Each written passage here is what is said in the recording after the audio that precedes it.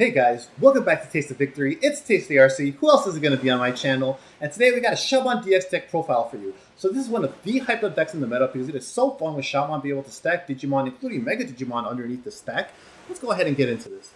So the main crux of this deck is Shoutmon DX. When Digivolving, Blitz, which means you can attack when your opponent has one or more memory when you pass over by Digivolving. And then when Digivolving, you may place one red Digimon card. It does not limit the level. You can place any red Digimon card from your hand at the top of this Digimon's Digivolution cards.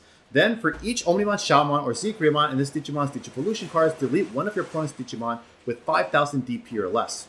So this is amazing because you can Digivolve over a level 5 for 4, or you can Digivolve over a level 6 for 2. So you can potentially get 2 Megas in this stack and do some crazy stuff. You could get another Zeig, and you can be able to pop a bunch of Digimon that way. And then you could also put Omnimon Shout, as much as you get of that addition, If you get multiple Omnimon Shouts, multiple ZeigGreymons, you could pop multiple 5,000 DP Digimon. And we got some synergy in this deck for that effect as well. So that's going to be the crux of the deck, swinging once you pass memory over. So let's go ahead and start back from the from the bottom to the top. Let's start with our eggs. First up, for Koromon. When attacking, once per turn, if this Digimon has Omnimon or Greymon other than DoruGreymon, Burning Greymon, or DoruGreymon in its name, trigger draw 1. So red has no draw power at all, whatsoever. You are hoping on your Digivolution draws, and that is it. And Koromon helps patch this up just a little bit. So at 4, it is huge to be able to draw into the pieces that you need for this deck. You want to see those Zeigs, you want to see those Omni Shouts, you want to see your Omnimon, so this helps you dig for them. So 4 for sure, just because of how little draw power red has. Next up, for our last egg, this is definitely a flex spot, but I really like Koromon because your turn, while this Digimon has 4 or more Digivolution cards, it gets plus 1,000 DP.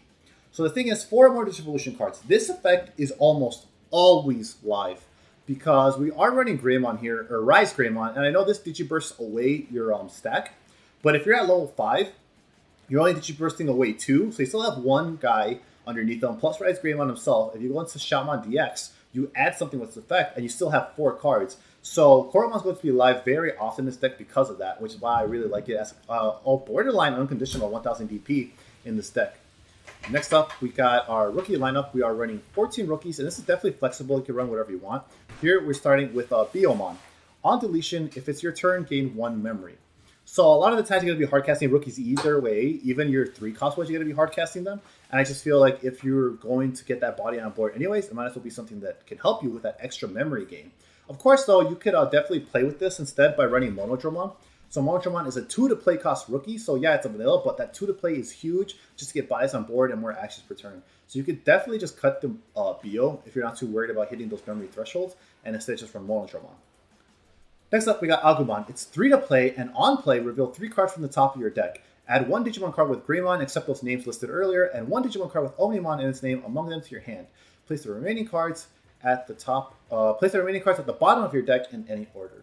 So this has something to search at almost every level. You have a champion, you have an ultimate, you have a mega, and you even have a level 7 in the Omnimon. This searches a lot of your pieces because it hits 2 different types of things that you can grab. It's very unlikely for this to whiff. So it's a really great searcher. It helps keep up your consistency, and a lot of times you won't see your champion. You can play an ultimate, or you could play your rookie anyways, so this will help you search. Maybe grab that champion that you're missing. So yeah, Shoutmon, it's good for consistency, but I think I prioritize the stuff that Shoutmon grabs us, which is why we're maxing that out. So let's look at it. Shoutmon is 3 to play. On play, reveal 5 cards from the top of your deck. Add 1, so that's a huge first. You're getting 5 instead of 3, which is more likely to hit. And then you add 1 Digimon card with Shoutmon in its name and 1 Digimon card with Blitz among them to your hand. Place the remaining cards at the bottom of your deck in any order. And this actually has an inheritable. While this Digimon has Blitz, it gets plus 2,000 DP. So that inheritable is really big because our entire top end has Blitz. This puts Shoutmon into 14k range. With any of our other inheritables, this puts it almost over every level 7. This guy puts them into 15. What is it? Here, this guy, plus 3,000. That puts them into 17. And put that over Omnimon too. You're suddenly a lot less worried about dying to stuff in security. So that's a really great inheritable. And then we get to search for Shoutmons and for Blitzes. So you can grab, your Shoutmon DX, which is the crux of your deck. You grab your only Shoutmon, and you can still grab your other Blitzers. So you can grab Shoutmon DX, and you can grab Zeig for the combo itself. So Shoutmon is a very versatile searcher, really likely to hit, and I feel it grabs more important pieces for us than the Agumon does. So we're running that at 4 as opposed to a 4 of the Agumon.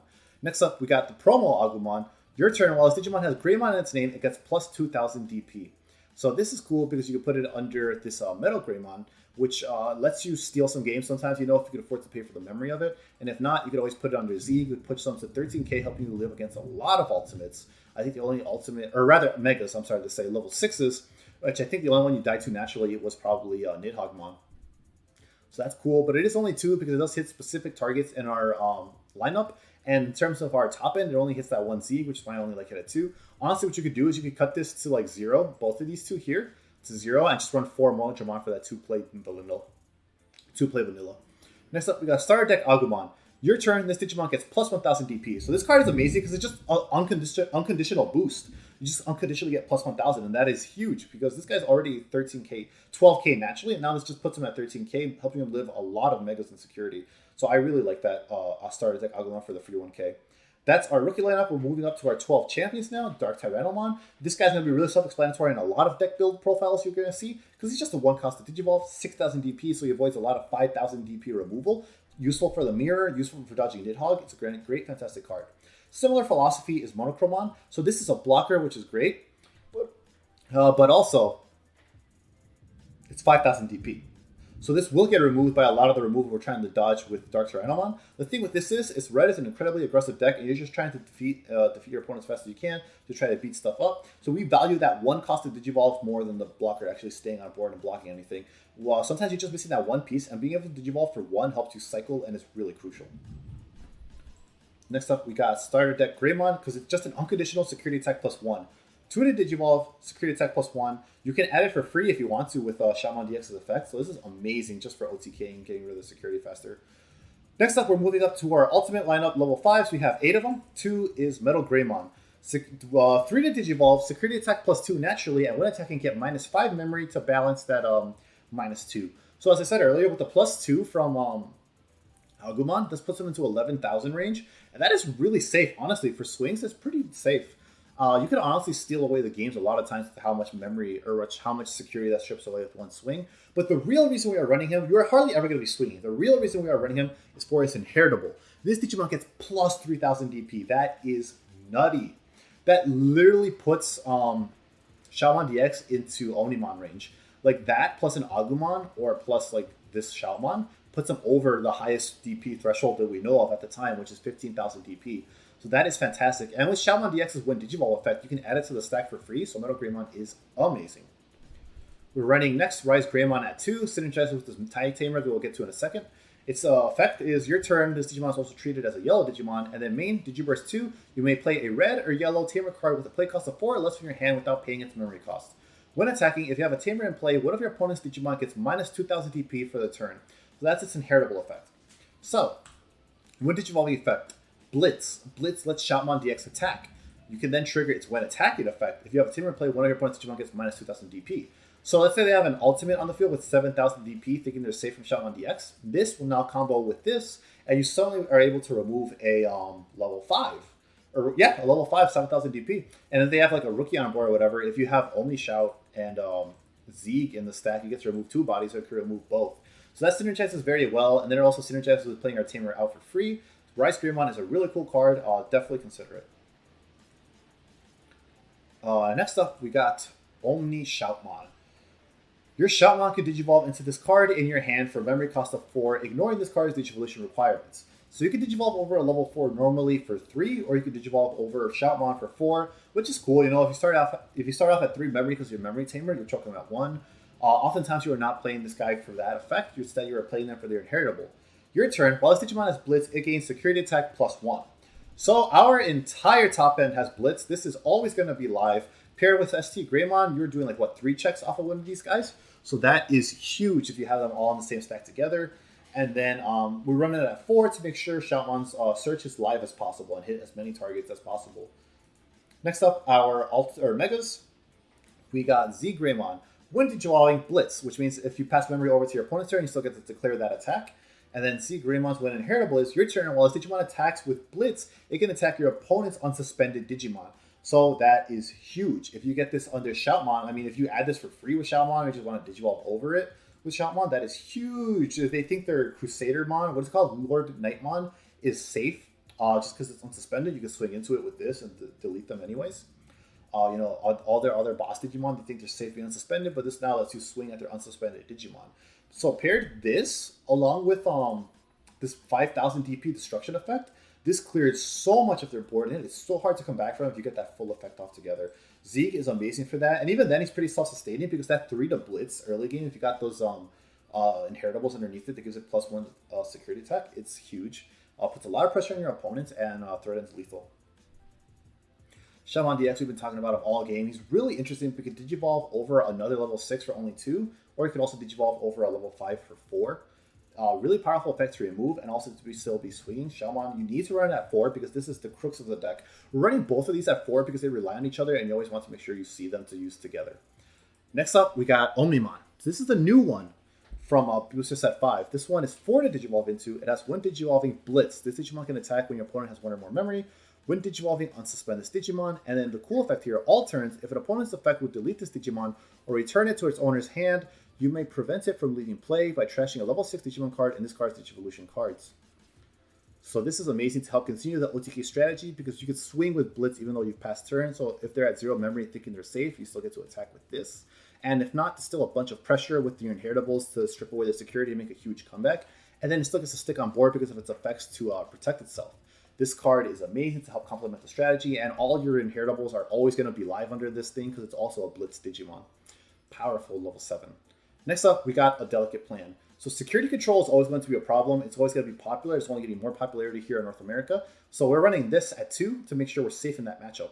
Main, when one of your Digimon gains, this Digimon doesn't activate the security effects of any option cards it checks for the turn. And then security effect, add this card to your hand. So we're only running it at 2 because you don't care if it gets stuck in security because it'll always add itself to hand. And then it's not something you want to see all the time because it's kind of bricky. You're really only going to be using this when you swing, and even then, not potentially on every swing. So 2 is a good sweet spot number to make sure you see it with all your draws.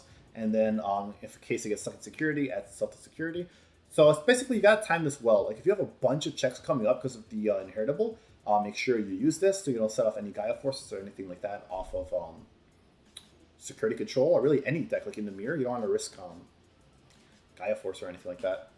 Next up, we got Tai Kamiya. So Tai is start of your turn, you got 2 or less memories, set your memory to 3, which is huge because you don't want to be memory choked. You want to make sure you have enough memory to do your plays, like go into Zeig. And then your turn, all of your Digimon with 4 or more Digivolution cards gain security attack +1.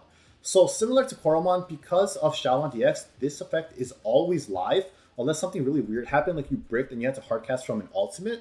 I think maybe that's the one time it wouldn't be live, but even then you could just wait on going into Shoutmon.